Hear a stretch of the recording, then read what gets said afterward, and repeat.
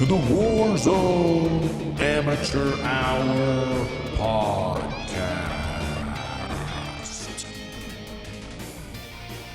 Okay, welcome back. You're here on the Warzone Amateur Hour podcast. Thanks for dropping in with us. This is episode number 37. Kind of on the in-between point on the backside of season 4, getting ready to slide right into season 5. Another eventful week for us playing in the Warzone. How was it there for you, my co-host, the 10-Inch Cowboy? Well. Sliding it in back to season 5 almost. The week was good. Got some good rebirth games in. Got a couple of victories in. Been playing better than usual, I feel like. Even though the Sweat Lord vibe is still out there, I think I'm starting to fit in, you know what I mean? I agree. You know, you're starting to get those lines forming down your forehead from where those beads of sweat are dripping down when you're in the war zone. I would imagine if you were to check your, KD, it's got to be on the fucking, incline, not decline. At least I've seen that. So I can vouch for it personally. How was your week in the war zone? I forgot to ask. My week was good. We're going to talk about the main change a little later, but made a pretty significant primary weapon change. Feel like I've found my new voice. It's like, at least for me, when I find a weapon that works, it's like I hear the voices of the angels singing down upon me, and I kind of almost feel stupid in some ways. Like, fuck, I should have been using this longer, but at the same time, I'm like, yes, this is my jam. So have that going on this week. Kind of nervous about, what's going to be coming in season 5. It's exciting, but also nerve-wracking. But a good week nonetheless. Had some good games. Got a lot of second places, but yeah, a few wins in there. Yeah, you certainly love your weapons when you find them. You are ride or die with your weapons. It's your way or the highway when it comes to the weapons that you've claimed as perfect. I don't know if I ever claim one's perfect. Again, to each his own. I don't know. The AK, you were basically saying it was perfect. You're basically saying it's for you. It was perfect. I don't know. Yeah. For Tron, I recognize that, players who have issues with the recoil control that can't handle the big fuckers, they can ride like the smaller, motored vehicles. I don't know. I don't know about that. I think, though, the same's true about you. Like, look at this, Craig. You found your voice, and it's been working for you. Like, and I respect that. I'm going to pitch you new weapons when I find them. In some ways, yeah, they're superior. But at the same time, like, what movie was I watching? Or my Lady Tron was playing a video game, and I think it was The Witcher 3. And during one of the cutscenes, the character's like, admiring the guy's sword, and he's like, that's a great piece of fucking steel you got there. I bet it strikes true. And the Witcher says, you know what? The piece of steel is only as good as the hand that wields it. So some truth to that in Warzone, am I right? What the hell are you talking about? I'm quoting the gospel of, the video game lores out there. There's other shit out there besides Warzone that we can draw inspiration from. You watch your fucking mouth. All right. Well, speaking of Warzone and speaking of teasing and what's going on, season 5 rapidly approaching, as we said on last episode.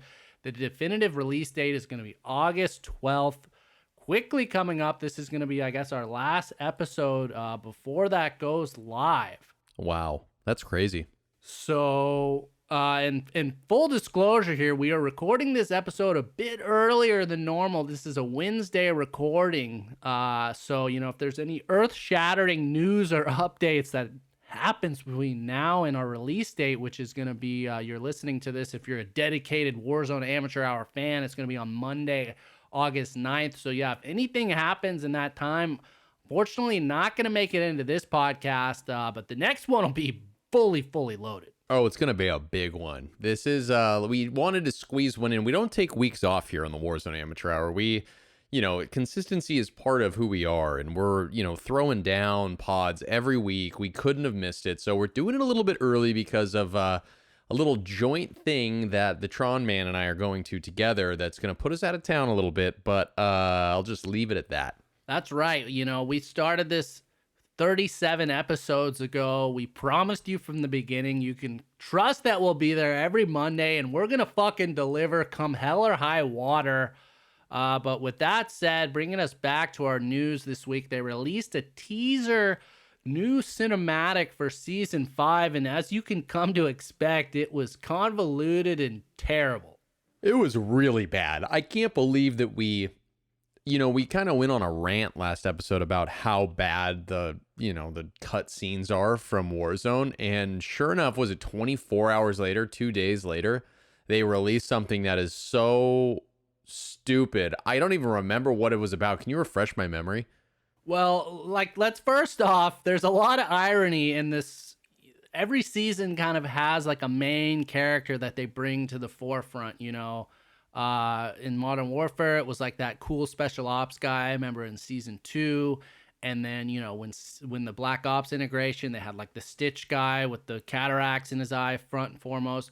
Well, the new fucking character they chose to feature for season 5 is a hacker, which like people have pointed out. I mean, people have made some good jokes. They're like, hey, you're really appealing to your core fan base because of how prevalent hacking is. But yeah, she's a female hacker. I think she has an eye patch because everyone's got to have like some sort of weird facial deformity, or not that there's anything wrong with, that. It's battle scars, baby. Battle scars. Yeah.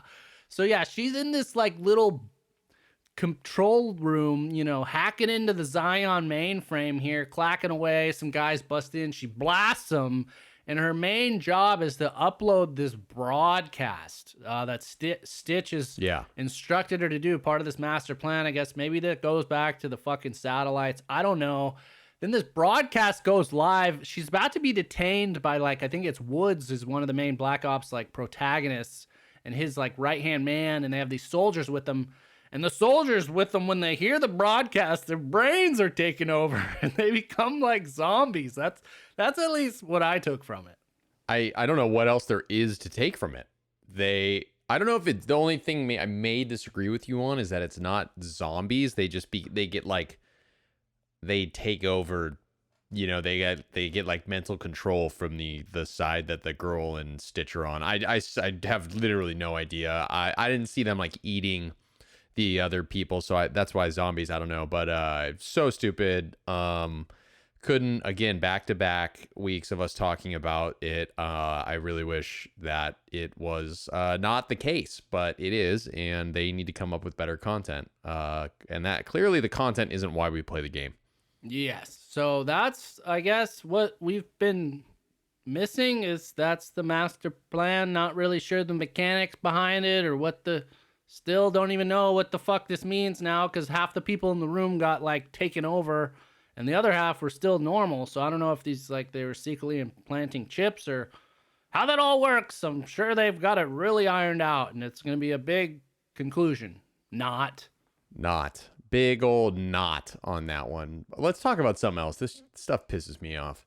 Okay, well, speaking of something that did deliver that we have been teasing and expecting and finally coming to fruition, previously we got the taste of it in the Warzone as ground loot. We talked about it, the CX-9, which is a Modern Warfare submachine gun, which was mysteriously introduced in the middle of Black Ops, came out of nowhere. You can only access it as ground loot. I thought it was pretty dope. Well, finally, that was released into the wild, into the Warzone. If you log in right now, go to your weapons list under SMGs, you will see it there, though you do need to unlock it. But fortunately, I don't know, I know the dev teams are obviously clearly split between the teams that handled Modern Warfare 2019 and the one that handled Black Ops Cold War, but the unlock requirements for the Modern Warfare guns is way fucking easier. So in order to unlock this thing, you need to get 2 long shot kills with an SMG and I think 5 matches. Somehow I already have 1 out of 5 done for me. I know there were some hiccups with unlocking that, but they've since fixed it. It should be tracking. Haven't unlocked it yet, but I might go ahead and go forth with that. You got any thoughts on this thing? What you were talking about quickly, I'll touch on. I have 0 of 5 unlocked. I have not had 2 long-range SMG kills in a match yet, which is very upsetting because, I roll with the MAC-10, and I thought that I would have. I thought I would have had 2 kills by now, but unfortunately, I don't have those long-range kills. So I'm very far away from getting this. But with that being said, I was playing Rebirth earlier this week, and I did grab it as ground loot. Somebody, obviously killed somebody. I'm feeling really good about my game right now, by the way, if you can't tell. And I killed somebody, grabbed the CX9. I was killed pretty quickly after the picking it up, but when I did have it, I really liked it. Super low recoil. Seems like it slapped. Mobility was awesome. It felt like, I mean, and I don't know this. I haven't looked at the graphs. It felt like the mobility wasn't quite as good as like the MAC-10, but it's certainly the recoil was like 0 recoil, and it really did hit hard. It melted somebody, especially I feel like there's a crazy headshot multiplier on it. I wrecked a couple of fools in the short time that I had it. I do kind of want to unlock it and use it. The thing is, though, is that with Season 5 turning the corner up here, do you think that this is going to continue to be a viable weapon, or are they just going to pull the rug out from underneath us? That's really the question. In terms of where it sits now on TTKs, I know JGod, True Game Data, and Exclusive Ace did their testing on it. It sounds like it's towards the upper echelon of TTKs for SMGs, so certainly viable, not broken. I wouldn't say top tier, although I think that's kind of open for debate right now about what is the top tier SMG. As we said, the MP5s, the MAC-10, the Milano seem to be like the rumored best, but then I did see True Game Data putting out a video this week saying, no, actually, if you're running the MP5s, you shouldn't be doing that. You should be using that brand new OTS-9, which I have no fucking shot in hell of unlocking. What are the requirements to unlock that little bad boy? So if you're playing on Black Ops only, it's a different requirement. I forget what it is. It's like you have to kill someone affected by a tactical equipment in like 15 completed matches or something. But in terms of you're doing it in Warzone, I believe you have to kill 2 people in quick succession with an SMG in 15 completed matches, something of that nature. So it's a tall order. That sounds like a tall order. An order I'm not gonna get. Exactly. Like I've just moved on. I've accepted that ain't gonna be in my wheelhouse. CX9 though, I might be willing to go fishing for that. But yeah, so it's kind of in the upper echelon. I just had a thought with the old the CX9 getting an SMG at a long range kill. You could just strap on a long range Milano setup, right? Exactly. I was gonna share that as well. It sounds like if you want to go for that, I've heard the best way is slap on, yes, a Milano with like a scope. And also, I guess I've heard the Modern Warfare AUG's a good bet for that because oddly enough, the Modern Warfare AUG is classified as an SMG, but the Black Ops AUG is like a tactical rifle. But anyways, I feel like you could actually do that in one session. You could unlock that. If you played Rebirth and you set your Milano up, you should get 2 kills per round with that gun. If you're shredding, you play 5 matches, it's actually not that hard. It doesn't seem insane. And I think since it's a Modern Warfare gun, there's not that requirement for completed matches. So you could hop into Plunder, drop in on like the roof of airport or superstore or wherever people are dropping, put on the little scope, hit a few headshots, get two kills, hop back out. And the other thing is you can check the progress too by going to your loadout. You'll see that it's updated. Hop back in 5 times, boom, you got the fucking thing. I might have to do it. Might have to get it done. So that's, in terms of new weaponry, that's what's out there. Where I'm sure we're going to have a lot on the horizon here for Season 5, which is both exciting and scary because anytime they introduce new shit, it can destabilize other things, though it sounds like they got a good handle on where they want the TTKs to be. Interestingly enough, too, JGod had tested the CX9 way back when it was ground loot, and they've changed the damage profile for it to kind of match this current level of TTK. So that's encouraging, right? Yeah, I mean, they're constantly tweaking with the weapons. The weapons, I'm not as insecure about the weapons anymore. You know what I mean? I'm not feeling like there's this giant beast that's around the corner that's going to completely destroy the game. Like, I'm not worried about it anymore. I feel like they're on top of that. That's not where they're missing the mark at this point. Yeah, and the crinkling of the tinfoil hats of the conspiracies of, oh, they released the broken guns to get people to buy the blueprints. Haven't been hearing that much. So, props there. We'll see. Maybe that all goes out the fucking window with season 5. Certainly hope not. Yeah, I hope not, but we will see. We will see. Yes, indeed. But in terms of weaponry, as I kind of touched on in my intro about happening this week, I'd been hearing people singing the praises about a particular assault rifle for some time now. Specifically on our Discord, we got a user, Snob, who's been... The Snobster. He's just been, shouting it from the rooftops that the C58 is where it's at for an assault rifle. That's the bread and butter. That's the mojo rising. Well, I'm a man of, I don't really like to dive into a gun when it's really low level because don't like to grind them out. Like my fucking... A coward, yeah.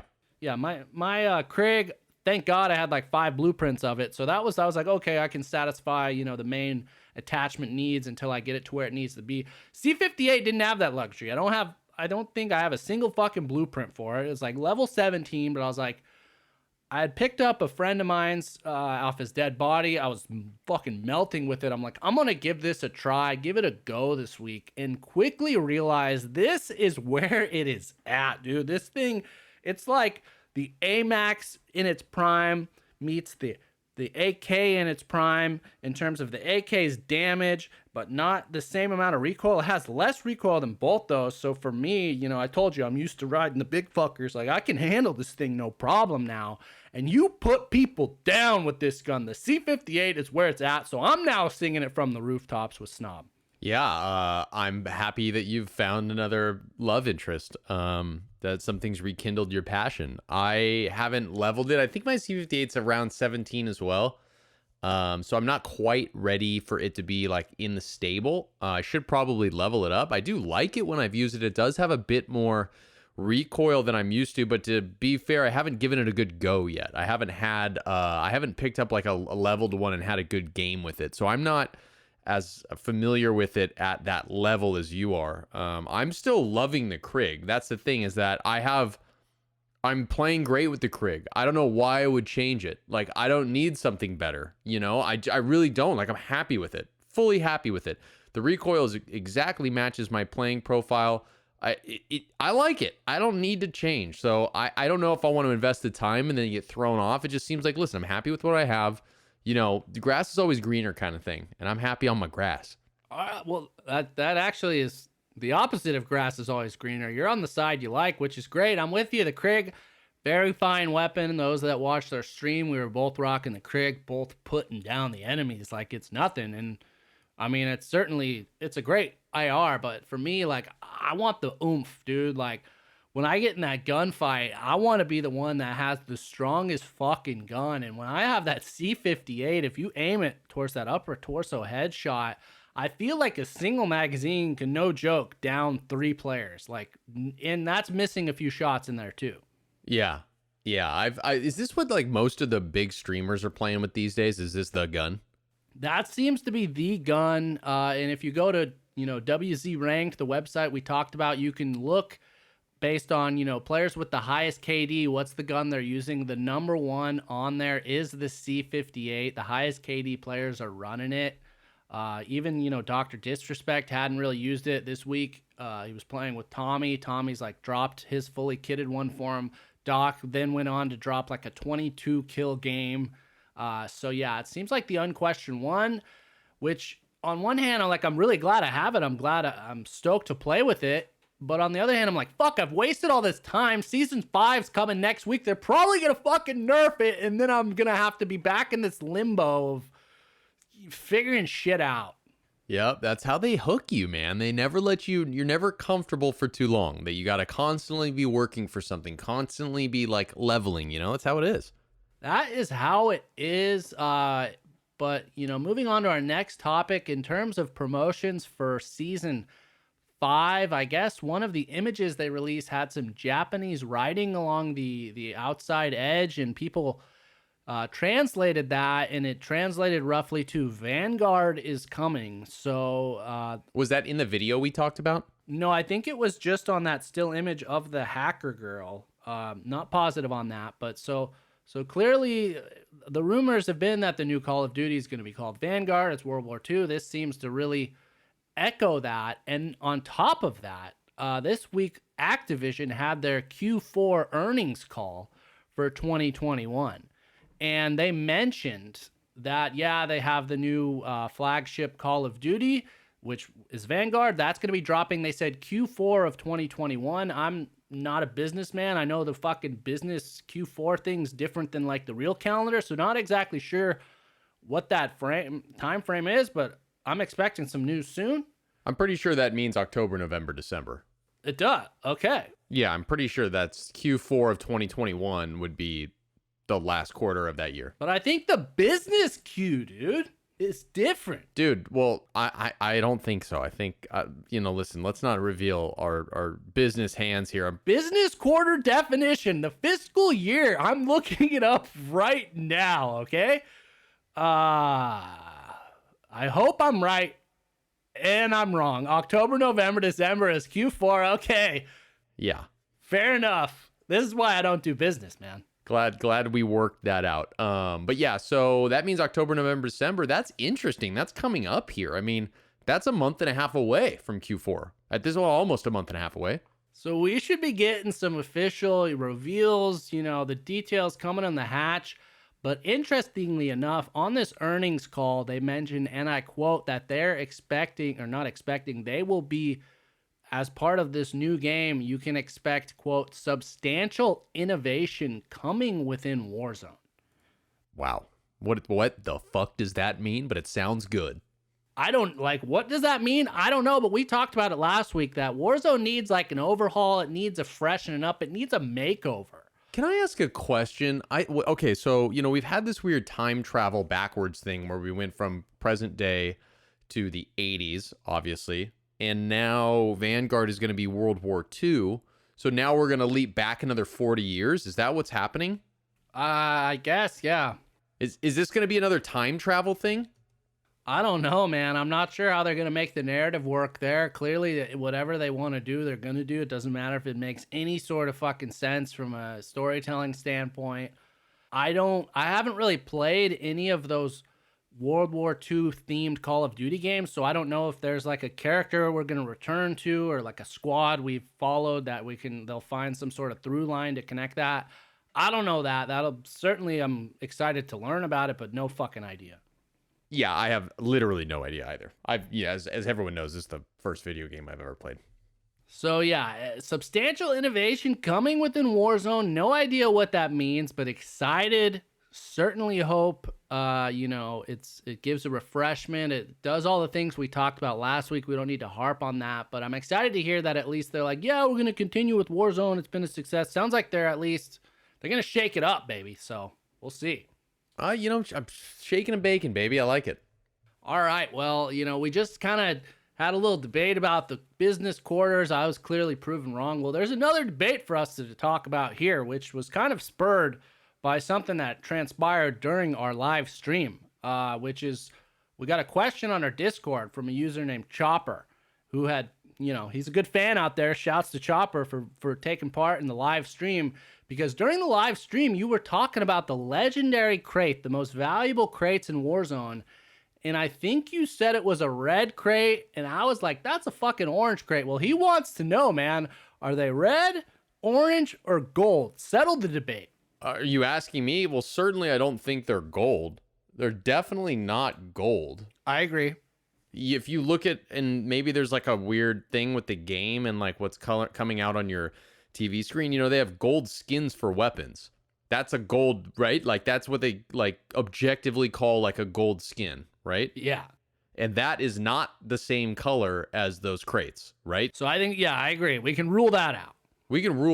I think orange and red, it's funny. I sometimes if I see pictures or gameplay, it's more orange, but then in that moment I saw red. It's like, I don't know. I think you think they're orange. The weird thing is I feel like I used to say orange crate. I don't know why I said red in that moment. Maybe it was just, they're fucking orange. Yeah, I think they're orange too. I don't know why I said red. Maybe it's just in the moment I saw it, I thought it was red. It was just, I don't know. I feel like I usually say orange. Red is it's one syllable and it's easier to say. So maybe I just went with that. Like my very efficient mind, just to get communication across.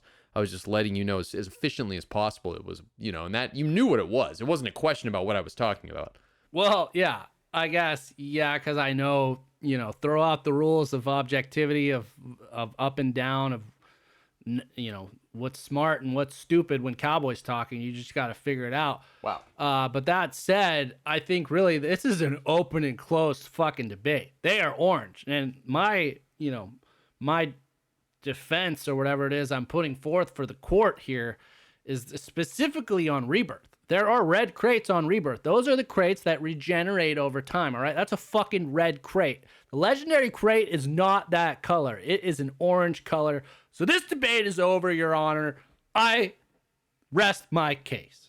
Yeah, I mean, that's fine with me. I was just Googling it if COD, if they have any articles written about it and like they specifically reference the color of the boxes, because I feel like that would kind of be the end all say all. What they say it is. Yeah. But that's a good point with the red box. Yeah, I think they just call them legendary crates, but okay, so we seem to be in agreement there. All right. Orange is where it's at. That's the fucking answer. You hear somebody else say otherwise, you send them our way. But that said, yeah, we have had some great interaction this week. Really appreciate people reaching out. We had another question from a Twitter follower, Evan from Norway, which is salute to our listeners all around the world, whether here in the United States, all around. We fucking love you all.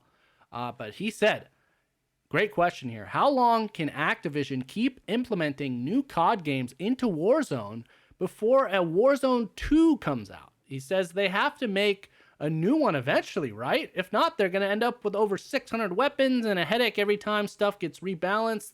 And they probably can't delete guns since people have paid for skins. Any thoughts on this?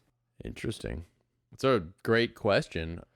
I mean, correct me if I'm wrong, but Vanguard is kind of the second iteration of Warzone, right? I don't know. It's all kind of up for debate at this point. Like, how are you going to have some of these weapons in a World War II era game? Not that they've proven that they're very logical or objective about any of their in-game decisions, but how can you have, if we're going to be playing in the Pacific Theater and it's like a whole World War II game, I feel like they're going to have to redo all of this, and then, yeah, I don't know. How do video games typically do that when, another thing comes out and they have to there's new weapons and people have paid for in-game purchases. I'm sure skins carry over and all that stuff, like character skins, but like weapon skins? I'm not sure. I don't know how that works. Do you have any insight on that? I don't have any insight. I think it's an excellent question. I myself have very much wondered the same thing. We've even talked about it explicitly on the podcast when we were talking about Vanguard. I think one theory you had is like they'll kind of convert the Modern Warfare and Black Ops weapons into Vanguard equivalents, and so you can maintain what you've unlocked, which at the time, it sounded like it kind of makes sense. I don't know. I think if there's ever a time for them to kind of rip that Band-Aid and, close one chapter and open the other, it seems like it's going to be with this new Vanguard game. Warzone at that point will have, I think, been 2 years in. So, it's like they're got to fucking refresh the thing, start anew. Maybe that's part of this innovation. I don't know, but I feel like our listener said, like they've got to do it at some point. So I'm not sure when, but they've got to fucking do it. Yeah, maybe part of that innovation that they spoke about, on that phone call is something to do with weapon transitions and like in-game purchasing and how can you translate, maybe it's an innovation that has to do in a business innovation that's going to like change the way in which people can spend money, how they've spent their money, maybe they get credit towards new weapons. I don't know. It'd be crazy. Yeah, I think something like that. Kind of like how, the tokens carry over, like maybe some sort of credits or, they cash them in as COD points. Yeah, and then you keep your COD points and they just like kind of give them back to you and then you can reuse them again for Vanguard. That's interesting. Yeah, so on one hand, I really hope they do it. That's going to be the huge benefit. Clear all the pieces off the table. Give us new weaponry to unlock, new things to explore. Get us really immersed in that World War II era. I think, if there's ever a time, do it. Because imagine, you're running around, the guy's got like the default, little pistol like the Germans would use, and then you're going up against them with like the fucking MG82 or something. I don't know if that's really it's gonna be tough to balance that. On the second part about this that I really hope is, they clear the KDs, right? Maybe wipe that slate clean. Oh, that's what I'm hoping for the most. Yeah.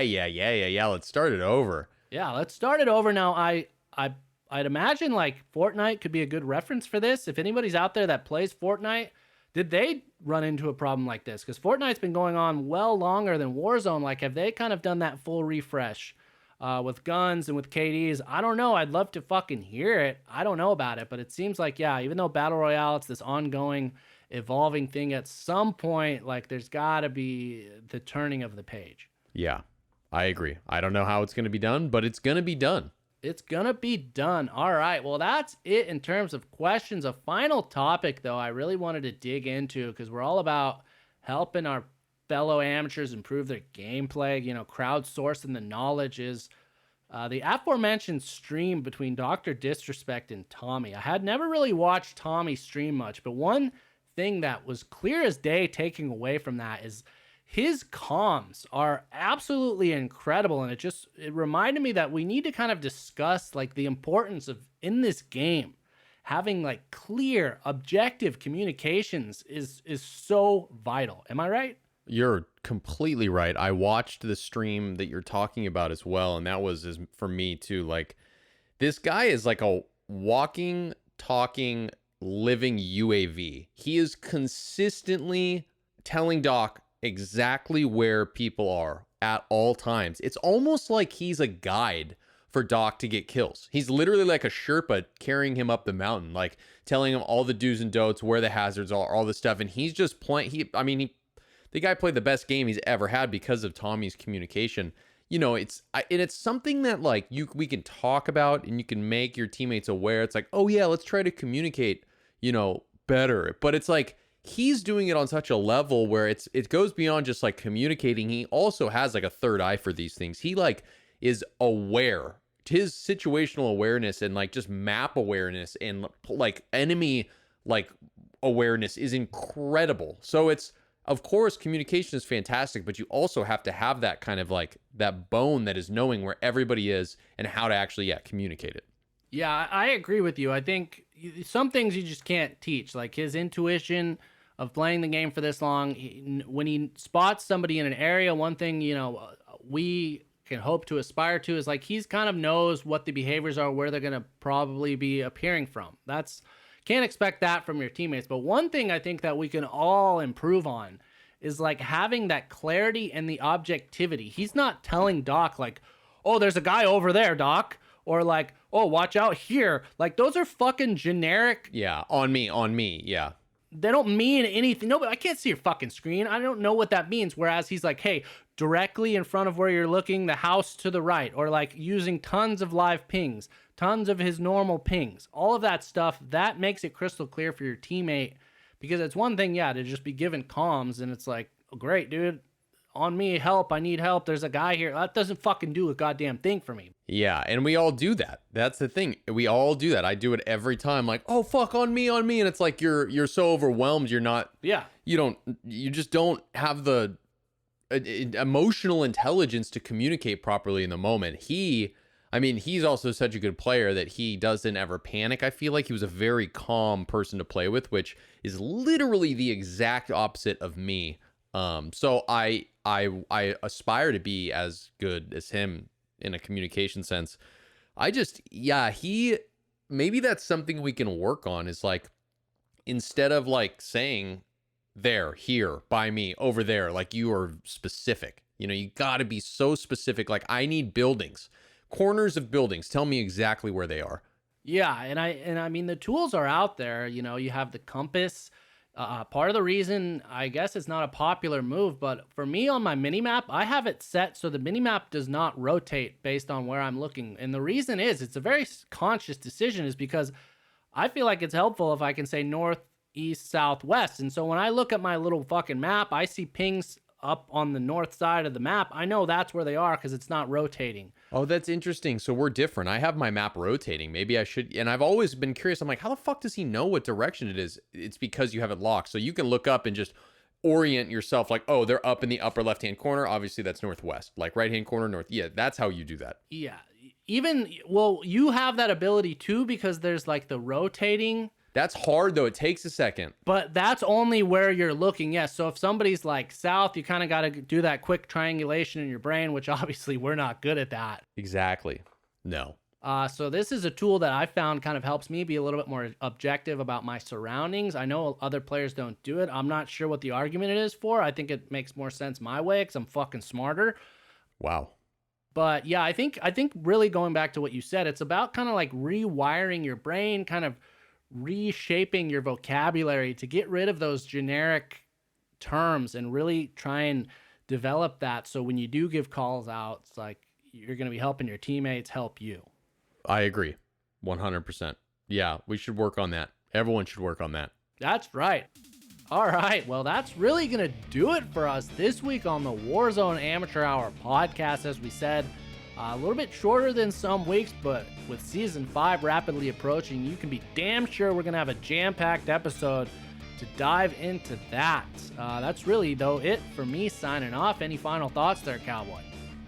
No, I mean, just that, yeah, we're going to be, unfortunately, yeah, we're both out of town this weekend, but the following weekend, I'm sure, or sometime soon, we want to do another stream, so keep an eye open for that. Really looking forward to that. I want to start doing that more. That was really fun. Yep, well, you can expect more Warzone Amateur Hour live streams coming from us. So we will talk to you next week. And until then, good luck in the gulag.